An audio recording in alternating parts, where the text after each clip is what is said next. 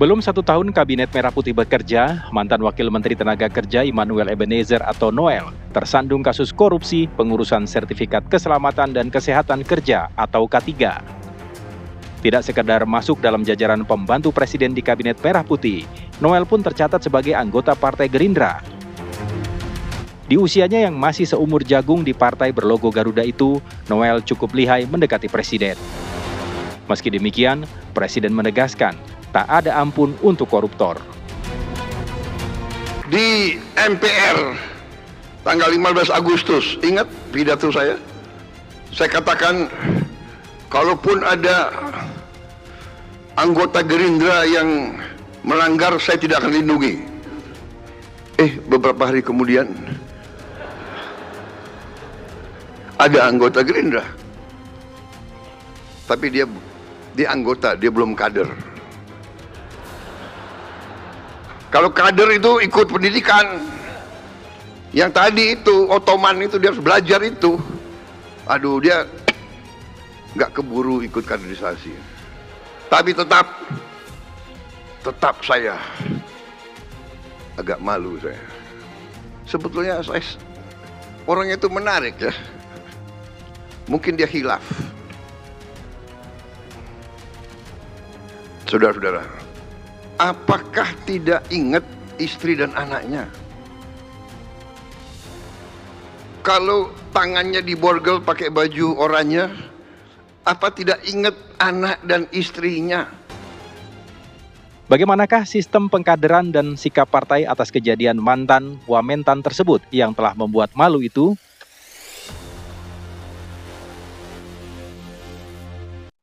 Ya, Prabowo tak akan lindungi anak buahnya yang korupsi. Ini kemudian juga kembali menjadi pengingat bagi kita semua pemirsa. Karena Presiden Prabowo Subianto berkali-kali, mungkin hampir dalam setiap momen selalu menggaungkan mengenai semangat untuk memberantas korupsi. Bagaimana dengan kasus yang kemudian menyeret anggota dari Gerindra ini? Malam hari ini kita akan membahasnya dengan sejumlah narasumber yang sudah hadir tentunya di Apa Kabar Indonesia Malam. Ada pakar komunikasi politik dari BRIN, Prof. Lili Romli. Selamat malam, Prof. Lili. Selamat malam, sehat ya, Prof? Alhamdulillah. Alhamdulillah, terima kasih sudah hadir malam hari ini, Prof. Sama-sama, dan juga bergabung bersama kita ada pengamat kebijakan publik dari Universitas Trisakti, ada Pak Trubus Radiansyah. Pak Trubus, apa kabar? Sehat ya Pak Trubus, terima kasih sudah hadir. Ya, dan juga bergabung melalui sambungan Zoom ada politisi Gerindra Pak Sugiat Santoso. Selamat malam Pak Sugiat Santoso. Selamat malam para pemirsa TV One dimanapun berada. Oke, Pak Sugiat Santoso, kita penasaran sebetulnya bagaimana sih proses pengkaderan di Partai Gerindra sendiri, karena sangat jelas Pak Presiden ini menyampaikan Noel ini sebetulnya belum kader, masih anggota. Ya, kalau di Gerindra ada perbedaan yang sangat besar ya antara hanya sebatas anggota ataupun kader. Kalau anggota setiap hari kantor-kantor struktur Gerindra, baik tingkat pusat, provinsi, kabupaten kota, bahkan tingkat PAC sekalipun, itu menerima seluas-luasnya masyarakat yang ingin jadi anggota Partai Gerindra dengan mengurus KTA lah, kartu tanda anggota. Tapi kalau kader, memang betul apa yang disampaikan Pak Prabowo, ada semacam diklat tersendiri bagi anggota yang ingin jadi kader. Secara rutin, DPP kita itu melakukan kaderisasi di Hambalang, baik kepada kader-kader muda maupun kader-kader yang duduk di struktur partai, baik di tingkat DPC, apalagi yang di DPR maupun yang bertugas sebagai pejabat eksekutif di masing-masing lini. Jadi ada perbedaan yang sangat mendasar antara anggota Partai Gerindra dengan kader Partai Gerindra.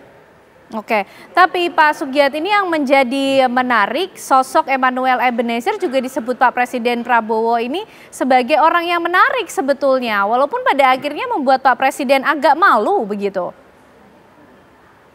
Ya, kalau terkait dengan, ya bukan hanya Pak Prabowo ya, sebetulnya seluruh rakyat Indonesia ketika ada salah satu pejabatnya, apakah itu pejabat pusat maupun pejabat daerah yang melakukan tindak pidana korupsi, ya kita pasti malu lah kan. Malu, prihatin, bercampur dengan marah. Apalagi yang terjadi ini adalah salah satu pejabat Bapak Prabowo di kabinet sebagai wakil menteri. Pasti Pak Prabowo sebagai presiden, apalagi sebagai ketua Partai Gerindra yang di OTT ini adalah anggota Partai Gerindra, wakil menteri, pasti merasa sangat malu dan marah. Saya yakin Pak Prabowo berkali-kali baik di rapat internal, bahkan tadi disampaikan di pidato beliau di tanggal 15 Agustus kemarin di sidang tahunan MPR, mengatakan berkali-kali dan memang secara konsisten dari tahun 2008 ketika partai ini berdiri terkait dengan pemberantasan korupsi, apa yang disampaikan Pak Prabowo itu secara konsisten terus dia sampaikan bahwa Gerindra, Pak Prabowo itu sangat anti terhadap tindak pidana korupsi. Oke, Prof. Lili, Presiden sih terlihat konsisten ya kalau kita lihat dari frekuensinya yang terus menyuarakan mengenai bagaimana semangatnya untuk memberantas korupsi. Tapi apa yang kita bisa highlight dari pidato yang disampaikan Presiden Prabowo di Apkasi Otonomi Expo ini, Pak, mengenai Noel yang anggota, belum kader. Kemudian sebetulnya orangnya menarik tapi membuat agak malu. Apa, Prof? Ya, sebelum menjawab itu yang Mbak Ken ya, tentu saja peristiwa ini membuat semacam pukulan bagi pemerintahan Pak Prabowo, karena baru berjalan 10 bulan kampanye anti korupsi, kampanye perlunya integritas, bersih diri, ternyata kemudian ternodai dengan perilaku salah satu anak buahnya, dan bahkan itu menjadi anggota Gerindra itu sendiri. Nah, syukur aja ini Pak Prabowo memberikan respon yang cepat, karena kalau tidak memberikan respon yang cepat itu berdampak kepada delegitimasi terhadap pemerintahan Pak Prabowo itu sendiri. Artinya di satu sisi mengkampanyekan anti korupsi, di sisi lain anak buahnya melakukan korupsi gitu. Jadi respon yang cepat ini memberikan ada harapan bahwa Pak Prabowo ini sungguh-sungguh untuk memberantas korupsi ini tanpa pandang bulu, meskipun itu adalah anggotanya. Saya nyebutnya anggota ya, karena memang bukan belum kader katanya. Belum kader. Terus yang kedua dari pernyataan itu nampak ya di satu sisi Pak Prabowo tegas, tapi di sisi lain juga ada semacam excuse ya, ada permakluman lah. Sebenarnya tegasnya di mana, pemaklumannya di mana, Prof? Ya, tegasnya itu adalah bahwa siapapun yang terlibat di dalam korupsi ini maka akan dipecat dari keanggotaan partai, tetap juga sebagai anggota kabinet. Nah, di sisi lain mungkin sisi manusiawinya. Jadi semacam ada permakluman bahwa sebenarnya orang ini baik juga sebenarnya gitu. Menarik begitu. Menarik ya. Nah, itu yang sebenarnya menurut hemat saya jangan diungkapkan gitu. Karena ternyata yang dibutuhkan oleh publik itu kan bukan hanya kapasitas tetapi integritas juga. Nah, ini problem sebenarnya untuk semua kader-kader Gerindra, anggota Gerindra dan juga para pembantunya di kabinet menjaga integritas itu. Karena integritas itu bukan hanya menodai partainya, menodai pemerintahan, tetapi juga membuat masyarakat terluka. Kok ini apa yang dibicarakan dengan lakunya berbeda? Nah, kita kan keinginan apa yang diucapkan dan apa yang dipraktekkan itu sama. Nah, ini ya muncul kekecewaan ini gitu. Meloncat sedikit. Demo yang sekarang ini kan kena kekecewaan antara ucapan dan lakunya itu gitu. Baik, seperti Prof. itu. Pak Trubus, kalau kita mencermati perilaku para pejabat publik terbaru lah dari kasus Noel, kemudian apa yang disampaikan oleh Presiden Prabowo dan apa sebetulnya yang diinginkan oleh publik? Iya, kalau saya menyambung dengan apa Prof. Romli ya. Jadi begini, kalau publik itu kan mengendalikannya seperti transparansi, keterbukaan gitu kan. Jadi akuntabilitas. Kemudian juga hal-hal yang berbau tentang moralitas itu kan. Dan sebenarnya apa yang terjadi pada Noel sebenarnya lebih kepada bagaimana kemudian ketika apa yang diharapkan oleh Presiden dengan realitas itu nggak nyambung gitu loh. Itu yang menjadi problem. Karena apa? Karena publik mengendaki kalau memang apa dikatakan tidak pada korupsi masyarakat itu. Ini kan jargon pernah lama juga di pemerintahan sebelumnya kan gitu. Ternyata di dalam prakteknya perilaku para kadernya itu bertolak belakang. Nah, ini kan jadi ada semacam kontroversi yang sebenarnya memang perlu menjadi pertimbangan bersama ketika seseorang itu menduduki satu jabatan publik. Ya, karena ini kan jabatan yang ditunjuk, ini kan jabatan ada 2, jabatan publik yang ditunjuk, ada jabatan yang dipilih. Ya. Kebetulan Noel ini adalah yang ditunjuk. Betul. Kalau ditunjuk berarti kan sangat tergantung kepada pihak yang menunjuk. Dia. Nah, jadi tanggung jawabnya, makanya mengatakan Presiden malu saya gitu kan, karena itu sebagai bentuk tanggung jawab. Akan tetapi kan persoalannya tidak sesederhana itu. Yang diharapkan publik itu adalah bagaimana Presiden kemudian tegas. Kalau memang itu sebagai kader, ya sudah dianggapnya sebagai kader. Artinya mereka diberikan bantuan apa misalnya sesuai memang itu ini. Tetapi kalau misalnya dia anggota, ya sudah sebagai anggota berlaku seperti apa. Kan itu sebenarnya mendekat publik.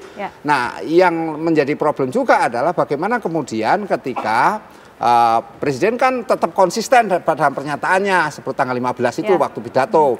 Nah, karena konsistensi itulah kemudian persoalan yang tadinya ini ada kepentingan misalnya untuk dibela, kepentingan untuk dilindungi, kepentingan ini kemudian muncul pernyataan yang sebenarnya dia orang yang eye-catching lah, menarik gitu ya. Tapi jadi betul seharusnya tidak perlu diungkapkan itu ya Pak. Iya, nah ini kan sebenarnya kan sesuatu di balik itu maknanya apa kan publik kemudian melihat bahwa ini seperti ada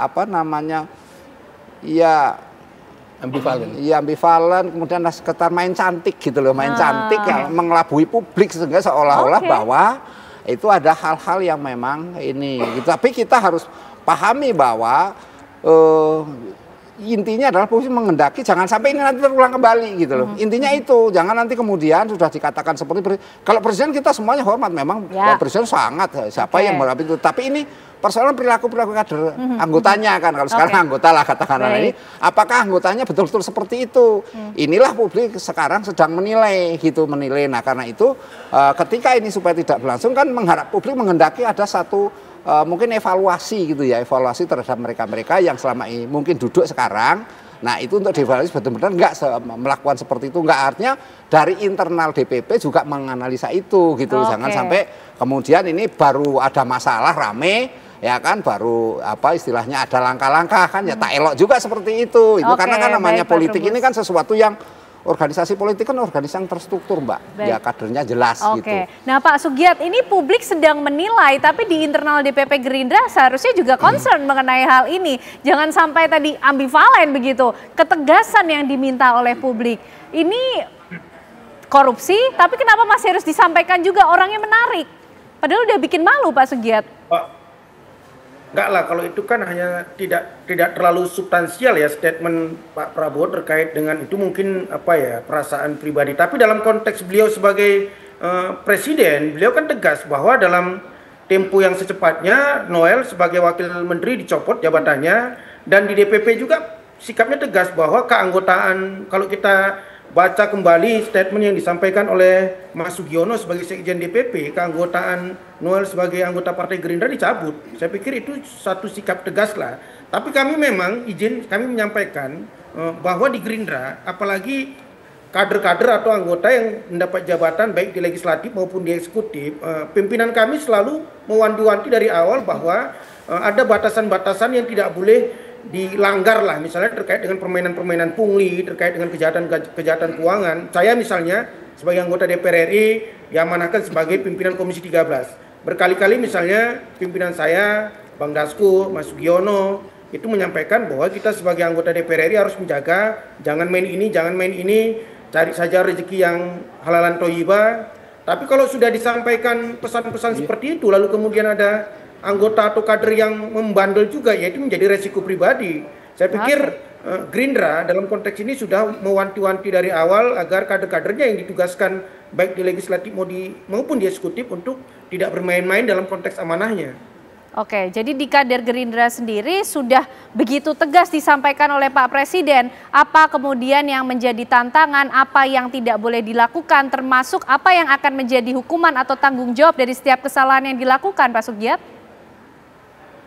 Ya buktinya di kasus Noel ini bahwa beliau, ya kita secara jujur mengatakan beliau adalah anggota Partai Gerindra dan pernah nyalek di pemilu 2024. Lalu kemarin setelah dari Jokowi mania beliau membentuk Prabowo mania, pasti itu sudah menjadi bagian dari keluarga besar Partai Gerindra walaupun sebagai anggota. Tapi tidak sedikit pun DPP Pak Prabowo itu melakukan pembelaan secara hukum bahwa Presiden dalam konteks ini Pak Prabowo yang juga Ketua Umum DPP dan juga pimpinan kami di DPP tidak memberikan pembelaan hukum. Kita menghormati proses yang ada di KPK. Secara kelembagaan partai kita sudah lakukan proses pencabutan anggotaan. Beliau juga sebagai presiden, sebagai institusi presiden juga sudah mencabut jabatan Noel sebagai wakil menteri. Oke, saya pikir itu. Baik Pak Sugiat. Kita juga ingin tahu berikutnya bagaimana kemudian mekanisme pengawasan yang harus dilakukan supaya ketegasan itu lebih terlihat mungkin dari Presiden Prabowo Subianto. Usai jeda pemirsa, kami hadirkan pembahasannya untuk Anda.